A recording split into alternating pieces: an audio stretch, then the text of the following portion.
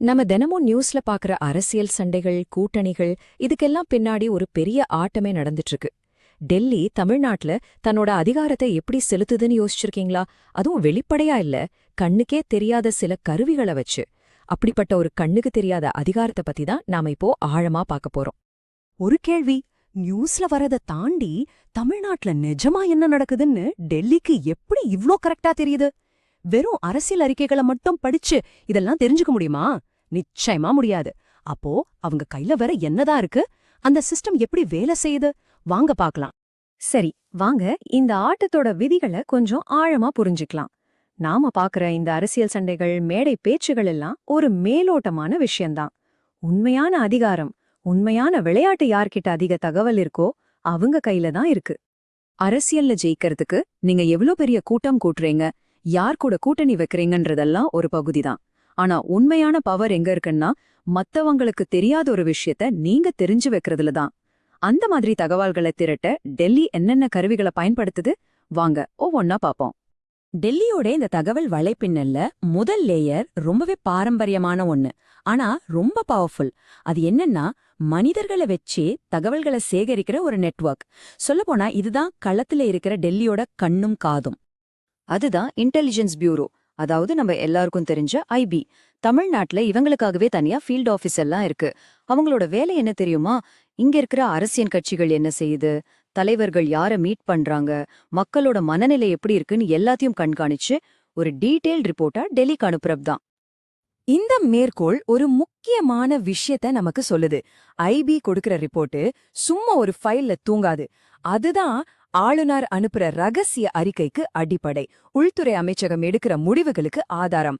ஏன் ஒரு மத்திய ஏஜென்சிய எப்போ ஒரு மாநிலத்துக்குள்ள அனுப்பணும்னு முடிவு பண்றதுக்கு கூட இந்த ஐபி ரிப்போர்ட் தான் காரணம். இது முதல் கருவி. இப்போ நாம அடுத்த லெவலுக்கு போகலாம். ஓகே, மனிதர்களை வச்சு தகவல் சேகரிக்கிறத பார்த்தோம். இப்ப நாம டெக்னாலஜி பக்கம் வருவோம். மனித நுண்ணறிவை விட பல மடங்கு வேகமான, ரொம்பவே பறந்து விரிஞ்ச ஒரு டிஜிட்டல் உலகத்துக்குள்ள நுழைய போறோம். இது இங்க நடக்கிற ஒவ்வொரு சின்ன விஷயத்தையும் டெல்லியோட இணைக்கிற ஒரு சிஸ்டம். இதோட பேரு தான் சிசிடிஎன்எஸ், அதாவது crime and criminal tracking network system. ரொம்ப சிம்பிளா சொல்லணும்னா, இந்தியால இருக்கிற எல்லா போலீஸ் ஸ்டேஷனையும் ஒன்னோட ஒன்னு இன்டர்நெட்ல கனெக்ட் பண்ற ஒரு பெரிய ப்ராஜெக்ட். இதனால என்ன ஆகுது தெரியுமா? தமிழ்நாட்டோட ஏதோ ஒரு மூலையில இருக்கிற போலீஸ் ஸ்டேஷன்ல ஒரு எஃப்ஐஆர் போட்டா கூட அந்த நிமிஷமே அந்த தகவல் டிஜிட்டல் ஆகி நேஷனல் லெவல்ல ஒரு டேட்டாபேஸ்ல போய் சேவ் ஆயிடும். இப்ப நீங்க ஸ்கிரீன்ல பாக்குறது தமிழ்நாட்டோட சிசிடிஎன்எஸ் போர்ட்டல். நம்ம மாநிலத்துல இருக்கிற 14,082 போலீஸ் ஸ்டேஷன்ல பதியப்படுற ஒவ்வொரு எஃப்ஐஆரும் இந்த சிஸ்டம்குள்ளதான் வருது. சும்மா யோசிச்சு பாருங்க, டெல்லியில உட்காந்துகிட்டு கன்னியாகுமரியில ஒரு கிராமத்துல என்ன கேஸ் ஃபைல் ஆகியிருக்குன்னு நொடிப்பொழுதில் பார்க்க முடியும்.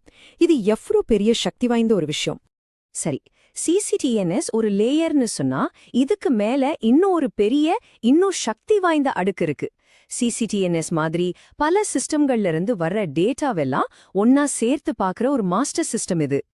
அதோட பேரு தான் நாட் கிரிட், அதாவது நேஷனல் இன்டெலிஜென்ஸ் கிரிட். இத ஒரு மாஸ்டர் டேட்டாபேஸ்னு சொல்லலாம். இங்கதான் அசலான மேஜிக் நடக்குது. சிசிடிஎன்ஸ், பேங்க், இமிகிரேஷன் பல இடங்கள்ல சிதறி கிடக்கிறவங்க தகவல்கள் எல்லாம் ஒன்னா இணைச்சு ஒரு நபரோட முழு 360 டிகிரி ப்ரொஃபைல இதனால உருவாக்க முடியும். அதாவது ஒருத்தரோட மொத்த டிஜிட்டல் வாழ்க்கையும் ஒரே ஸ்கிரீன்ல. இந்த நம்பரை பாருங்க, 21. இது என்னன்னா, நாட்கிரிட் எத்தனை விதமான அரசு டேட்டாபேஸ்களை அணுக முடியுங்கிற எண்ணிக்கை. அதாவது உங்க பேங்க் அக்கவுண்ட், நீங்க கட்டுற வரி, நீங்க புக் பண்ற ஃப்ளைட் டிக்கெட், உங்க ஃபோன் நம்பர்னு 21 விதமான தகவல்களை இதால ஒரே இடத்துல பார்க்க முடியும். இதோட வீச்சு எந்த அளவுக்கு இருக்குன்னு இப்போ உங்களுக்கு புரிஞ்சிருக்கும்னு நினைக்கிறேன். அப்போ இந்த டேட்டா எப்படி பயணம் செய்யுதுன்னு ஒரு சின்ன உதாரணத்தோட பார்க்கலாம். ஸ்டெப் 1, தமிழ்நாட்டுல ஒரு போலீஸ் ஸ்டேஷன்ல எஃப்ஐஆர் பதியப்படுது. ஸ்டெப் 2, அந்த தகவல் சிசிடிஎன்எஸ் மூலமா நேஷனல் டேட்டாபேஸுக்கு போகுது. ஸ்டெப் 3, நாட்கிரிட் அந்த டேட்டாவை அங்கிருந்து எடுத்துக்குது. ஃபைனலா ஸ்டெப் 4, ஐபி, என்ஐஏ, இடி மாதிரியான மத்திய ஏஜென்சிகள் தங்களுக்கு தேவைப்படும்போது நாட்கிரிட் அணுகி அந்த தகவலை எடுத்துக்கிறாங்க. பாருங்க, ஒரு சின்ன கிராமத்து போலீஸ் ஸ்டேஷன்ல ஆரம்பிச்சு டெல்லியில இருக்கிற ஒரு உயர் அதிகாரி டேபிள் வரைக்கும் இதுதான் அந்த டேட்டாவோட பயணம். சரி, இவ்ளோ நேரம் நம்ம டெக்னாலஜிய பத்தி பேசணும். ஆனா இப்போ ரொம்ப முக்கியமான ஒரு கட்டத்துக்கு வரும். இந்த தொழில்நுட்பம் எல்லாம் எப்படி அரசியல்ல ஒரு சக்தி வாய்ந்த கருவியா மாறுது, இது எப்படி ஒரு அதிகார ஏற்றத்தாழ்வை உருவாக்குதுன்னு இப்ப பார்க்கலாம். இத டெக்னிக்கலா அசிமெட்ரிக் இன்ஃபர்மேஷன் என்வாயரன்மெண்ட்னு சொல்லுவாங்க. சிம்பிளா சொல்லணும்னா இது ஒரு சீட்டுக்கட்ட ஆட்டம் மாதிரி. ஒருத்தர் கையில இருக்கிற எல்லா சீட்டும் இன்னொருத்தருக்கு தெரியுது, ஆனா அவர் கையில என்ன இருக்குன்னு இவருக்கு தெரியாது. இங்க மத்திய அரசுக்கு மாநில அரசை பத்தி கிட்டத்தட்ட எல்லா தகவலும் தெரியுது. இந்த தகவல் ஏற்றத்தாழ்வு அவங்களுக்கு ஒரு மிகப்பெரிய அரசியல் சாதகத்தை உருவாக்குது.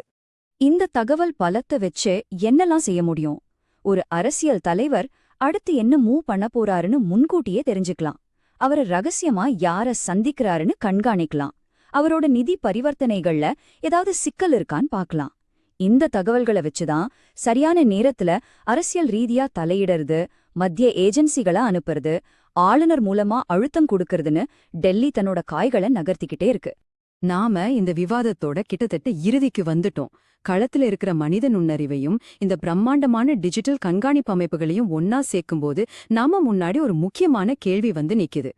யோசிச்சு பாருங்க, ஒரு பக்கம் களத்துல இருந்து ஐபி குடுக்கிற நேரடி ரிப்போர்ட், இன்னொரு பக்கம் சிசிடிஎன்எஸ் நாட்கிரிட் குடுக்கிற நொடிக்கு நொடி அப்டேட் ஆகிற டிஜிட்டல் டேட்டா. இது ரெண்டும் சேரும்போது ஒரு மாநிலத்தோட அரசியல் நகர்வுகளை ரியல் டைம்ல பாக்குற ஒரு சக்தி வாய்ந்த கண்ணாடி டெல்லியோட கையில கிடைக்குது. அப்போ கடைசி கேள்வி இதுதான்.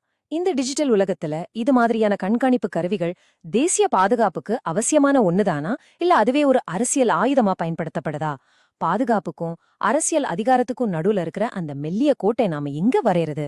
இது நாம எல்லாரும் யோசிக்க வேண்டிய ஒரு முக்கியமான